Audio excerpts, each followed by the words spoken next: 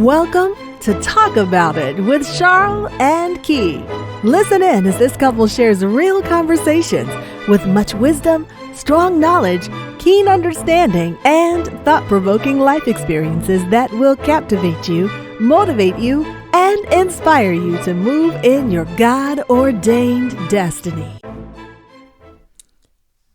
Greetings. We are glad that you are back with us, and we are here to share tonight. This topic tonight is one that is so real for many areas that I've experienced, many areas in my life where I have dealt with this, and the word is addictions. Ooh. Where do I begin? Whew. Okay.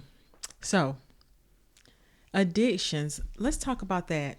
Let's talk about what the definition of addictions, or actually it's addiction is. I don't know what the definition is, but I had a lot of them. The fact or condition of being addicted to a particular substance, thing, or activity. So, I'm going to talk about the first thing. There was a time in my life where I was addicted to spending. I don't know if you can relate. I would buy things. I would go to the mall. I'm telling you, it would be, many times a week that I would go to the mall and I would just buy clothes. I would charge up my credit cards. At one time I know 13 credit cards. When my grandmother specifically told me when it was right after I graduated from high school, and probably my 18 to 20, I had 13 credit cards. My grandma clearly told me not to get credit cards, but I didn't listen. And guess what? I had a balance on each and every one of those credit cards. I was addicted to spending. I would spend. I would just spend. I wanted clothes. I wanted things that I was not impoverished growing up, but because my grandmother basically raised me, she worked. She took care of my sister, my middle sister, myself, and my aunt lived with us, her daughter, and there were things that I wanted, but let me tell you, there was a root that was deeper. And guess what that root was? What?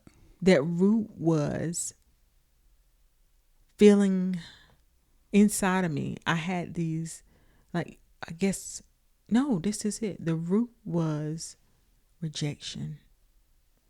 The root was rejection. So rejection made you want to spend money.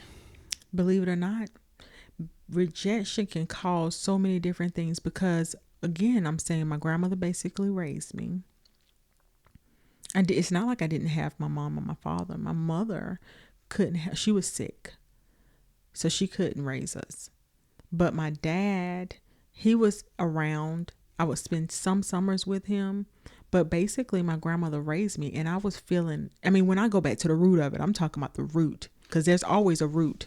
That root of rejection, and not feeling, craving that, I guess those things, what can I say? So let me say this. So basically it sounds like you were using things to try to what? What were you using? Mask pain. Okay. The pain of being rejected. Gotcha. And let me tell you that thing right there. I said addictions, but we're going to call this addictions and rejection, because the rejection, a lot of times, that is a root to cause us to do those things like spending or being with people that we shouldn't be with, whether it's relationships, friendships, or whether it's relationships, boyfriend and girlfriend relationships, and cause us to do things that we shouldn't do. Looking for love in all the wrong places because we're still trying to feed that part of us. Mm-hmm. That also, the spending would turn into more spending in eating out, going out and spending. Going out of town, doing all. Well, we'll be in a restaurant every weekend, just about. Restaurants, going out of town, just spending Spending money we didn't even have. We would take part of our bill money. Yep. Seriously, we would take part of our bill money and spend it. Our baby boy, I may have told you, he's 18, turned 18 this year, and our oldest son is going to turn 27. But our baby boy had, whenever we could get, had a babysitter, or sometimes we just would take our baby with us, and he was a traveling baby, because we would just go, and what we was doing is we were just doing what we wanted to do, and not thinking about consequences. But don't y'all know that those things caught up with us? Absolutely, because the spending actually spilled over into the marriage when she was living with her grandmother, and once we got married, it was the same thing. She would be at the mall every day on lunch break. Every day. Yep, on my lunch break. Oh my gosh. She have an hour for lunch, and she at the mall buying things. I'm telling you, this addiction thing is a real thing. Me, I was addicted to alcohol. Really addicted to alcohol. Like, I would drink basically all day. Like, I would.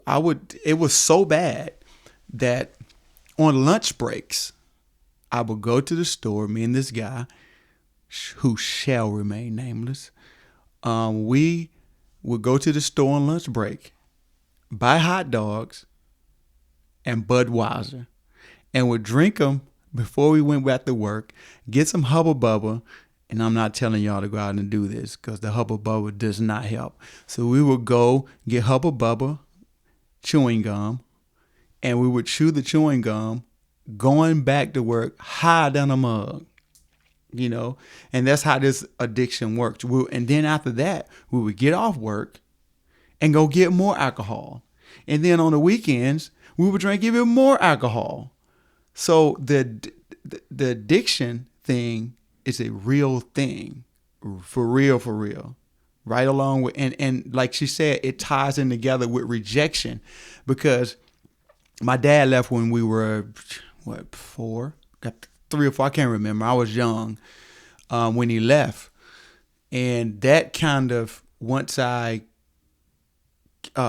as I was growing up, he wasn't there. You would hear him coming, don't show up. So as you get older, you start doing your own thing. So my family was a drinking family. Oh, they was drinkers, right? So I would see that, and I was like, well, wow, when I'm drinking, I don't feel the rejection piece of him not being there. So I would drink more and more and more. You know what I mean? To the point where, I flipped over a couple cars, you know what I mean? Drinking and driving because of this addiction. So these addictions, they don't end well. And tell them about that time when you flipped over that car. No, we ain't got to go into that. No, tell them about the police officer. Oh, yeah. We can go into that. We can go into the other part now. So back, had to been in the 90s, right? So we was like, so the police officer, I'm in the city, like a small town. I'm gonna give you the whole story. So I'm in the city in a small town. I'm coming through this back street, and some other things led up to that y'all don't need to know about. So I was coming up the back street, and then it was raining a little bit, so I lost control of the car, spin out in a ditch, flipped over in town. Mm-hmm. So these people that we call them crackheads, but they was challenged. You know what I'm saying? They was come, they heard it, they come flip the car over. We pushed the car they pushed the car out the road. Didn't have any injuries, thank the Lord. So when I get to the police station, this guy, police officer, takes me home. So we sitting in my mom's front yard, and he's talking. He was like, hey, you ever thought about giving your life to Christ? I said, absolutely not. I'm thinking about, look, I done tore my car up. How I'm going to ride around tomorrow and get drunk again? You see what I'm saying? You're keeping it real. I'm trying to figure out, like, whose car I'm going to use tomorrow, right? Not, forget that crap you talking, bro. We'll come back to that another time. But it was years later that I ended up giving my life to Christ, right? But during this time, this is how bad the addiction was. I done tore my car all to pieces. And only thing I can think about is whose car I'm going to use tomorrow to get drunk in again tomorrow. That's how bad the addiction is. Yes. You know what I'm saying? Like sexual addictions. Yes. Porn addictions. Yes. You know, porn addictions, we can go there a little bit too. Yes. Let's go there. You know, I used to be addicted to it too. Yes. Right along with alcohol. And it would be so bad that, I done put movies on a Exxon Mobil card. Like they sell them in a convenience store. I'm like, bro, could I put this on the Exxon gas card? He was like, absolutely you can. So he would swipe the doggone car and I would put it up there just to be able to look at that. Feeding his craving, because it's so real. It's so, addictions is a spirit. For sure. And we're laughing about it in the sense of what God, truly we're laughing because the enemy didn't win. God got the glory. God got the glory in through our lives, and he's getting the glory now. He's still perfecting those things concerning us, even individually and married. Yes, he brought us through those things, but we had to go through a lot because of my spending habits. My husband suffered a lot because of his dealing with the porn thing. It's real. It is real. But do you know that God is a healer and a deliverer? Because God has, let me tell you, let me give you a little bit more of my story with the addiction to the credit cards. So I paid off those credit cards. I paid off each and every one of those credit cards. Do you know what happened? I went right back into debt again and got more credit cards. I didn't go with the 13 this time, but I still went with a lot of credit cards. I can't remember the exact number, but I know it was in 13. But God, in his mercifulness, with his mercifulness and his faithfulness and his grace, God sent me to a church where it was a deliverance church. And in this deliverance church, the pastor of the church, let me tell you, I didn't even understand deliverance back then. I was really young. And I didn't understand deliverance when I was at that church. I had heard of I've been in church all my life, but I hadn't really understood the concept of deliverance until I went to this particular church. And the pastor began to talk to me about things, and the pastor began to share things with me. And he shared things that was happening to me, and I didn't understand that this thing was spiritual. So I knew something was happening. I was aware of different things that were happening that were supernatural, but I didn't understand that this thing was it was a demon. So I learned a lot in this church, and God healed me in this church. And do you know what happened? The very opposite thing happened, where I didn't even want to go in the mall. I didn't want to go in the mall. I was fear setting because I was afraid that I would go back and start that. I would go back in the mall and start buying again.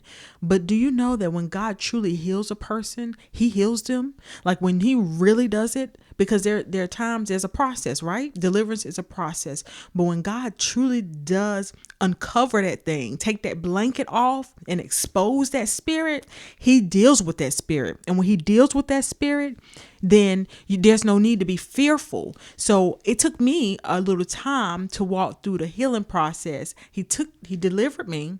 It's exposed that I was dealing with rejection. And one of the things that spun from that was the addiction to spending. Then he allowed me to settle for a minute.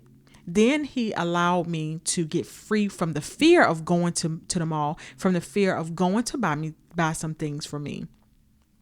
And even now, there's been a balance with that.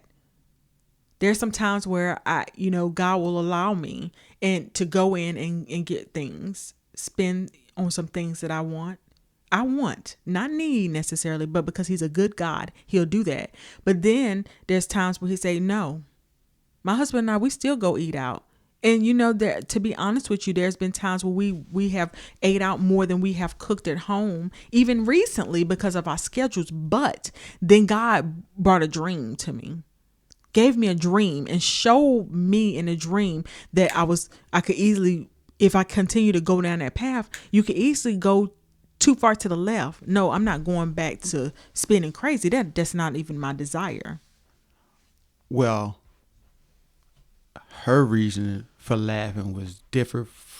I was laughing because it was stupid how the stuff that we used to do, right? That's what I was laughing about, because I was thinking about, man, I remember, and this is just me being honest, I remember I threw all my porn away, the tapes.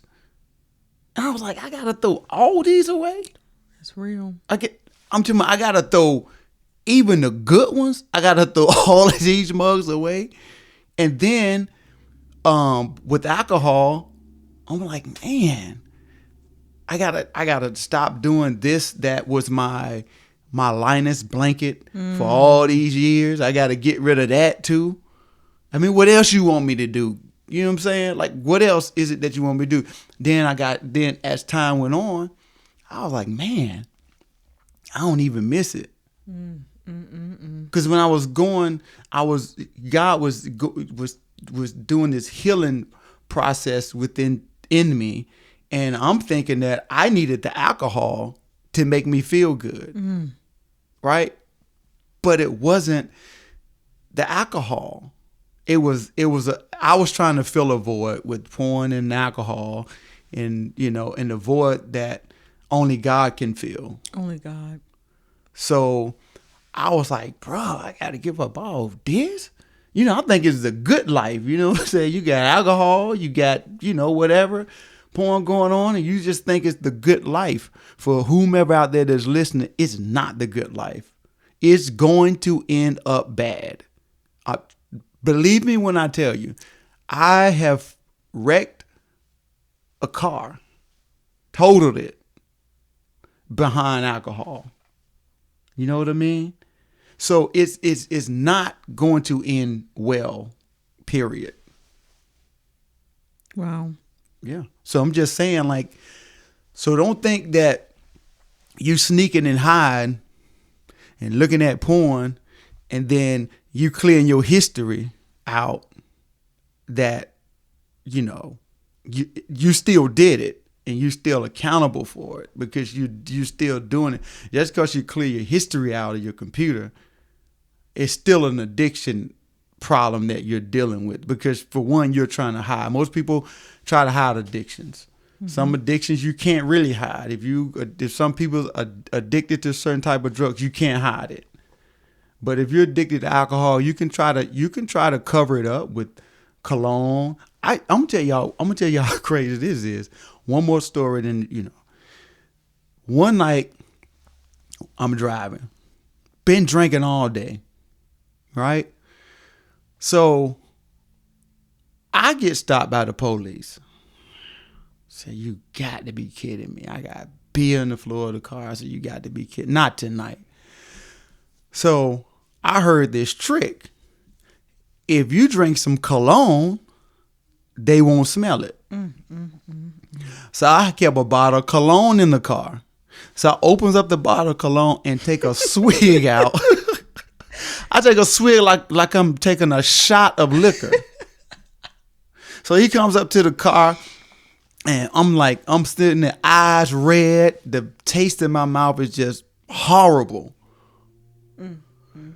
So he's like, everything good? And I was like, yeah, everything's good. He said, you got a busted tail. I'm like, yeah. I was, insurance was going, insurance going to take care of that. But guess what? This addiction will cause you to lie. Because you know what? I had took the insurance check and I spent it. and I was supposed to get the light fixed. So then I had to go get some red duct tape to put on the back of the car because, you know, you can't ride around at that time with a busted tail light. So I'm sitting there, I done chugged some cologne, right? And by the grace of God, he smelt the cologne.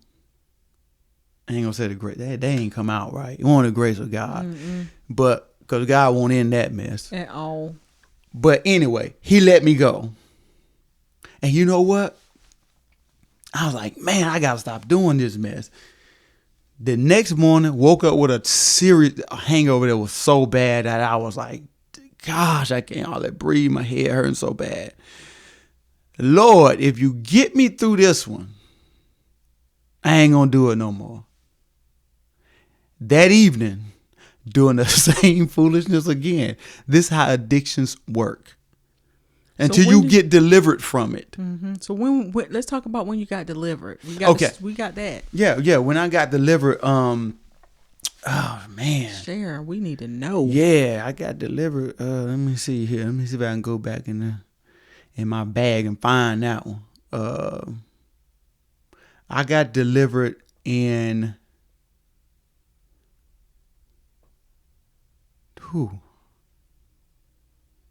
How did it happen? I got saved, right? Once I got saved, the battle ain't over, right? So I got saved. We're still dealing with the addictions and whatever. So years down the road, I don't know how many years it was. I don't, but years down the road, I just one day, I just felt like the Lord God had took these addictions away. I didn't even have a taste for alcohol anymore. I ain't have a urge to look at porn, none of that. And I just felt like I was free, and that's what happened. I don't know. I can't give you exact, I know you want the pinpoint point. I can't give you the pinpoint point, baby. Well, all I can say is I'm grateful. Me because too. I remember, we were young and dumb. Oh, yeah. When I say dumb, we were just doing dumb things, but we had been taught right. My grandmother raised me right. She was very, she was very conservative with her money. She is raising 2 grandchildren and her daughter living with us. My aunt, who was helping her raise us as a single woman, and she was very conservative with her money. So I know that I didn't get it, like, how people say generational curses and stuff. So it wasn't that. And my mom was conservative with her money as well. Like I said, my mom was sick, but she still was never one that was a spender. Even my dad, I don't recollect him being a big spender either. So this came from, I know it was rooted in rejection. It's really wild how rejection can fester and cause so many different things. It's such a contaminating spirit that it will just bring about so much. So I'm just grateful for the process of deliverance. I'm grateful for the quick deliverance that God does, and I'm so grateful to be free from that spending addiction. Mm-hmm. Yep. I agree. I thank God that I'm free. I don't wake up smelling like alcohol. And wake up with headaches and hangovers. So I'm saying to anybody who's listening, let it go. It ain't worth it. It ain't worth it. The headache that you have to go through with these addictions is not worth it. You got to give it to God. I know it's not easy because it wasn't easy for us, but as you see, you're hearing 2 witnesses letting you know that you can get through it. You can, you can, with God. Let me put that first. With Jesus Christ, yes, you can get through it. Period. That's all I got to say. You know what I'm saying? It was good. That's all I got to say. That was really good. So tonight we are so grateful, and it's nighttime here, so that's why I'm saying night. I don't know where you're tuning in from, but I'm so grateful that you did tune in, and I pray that the words that we've spoken tonight and just being honest with you and transparent with you about our experience will help you be free. And like my husband stated, with God, with Jesus Christ, you can do all things. And I don't know, God has, the way God has done things with him has been different for me. Like God sent me to a pastor, but my husband, God has delivered him supernaturally from so many different things. Even when he's been on a fast, God has delivered him from addiction to sodas. After fasting, God has delivered Little Debbie's. Addicted to coffee. He got delivered, y'all. Fudge Stripes. I'm not delivered from coffee. I'm gonna go ahead and tell you that right now. But my husband got delivered from coffee. I mean, this is real. Food is real. There are people that are addicted to food, and I get it. Me because too. I like coffee. So God will put you on a fast from those things, that if anything that you desire to be free from, seek God for a fast. He will put you on a fast, and he will break you free if you truly want to be free. But my husband didn't even ask to be free from coffee and sweets, and he got free for. I'm like, Lord, can you do it for me? But I don't think I'm all the way ready. That's probably why God knows our hearts. I'm not all the way ready to give up coffee. I'm not ready. She ain't ready, y'all. I'm not. She ain't ready. She got some probably downstairs, but she ain't ready. With the Italian sweet cream. I'm trying to tell you. She ain't ready, y'all. I'm trying to tell you. But seriously, we're gonna end tonight. But we are truly thankful, and yes, we are. We hope you are blessed. Until next time, stay blessed. Good night.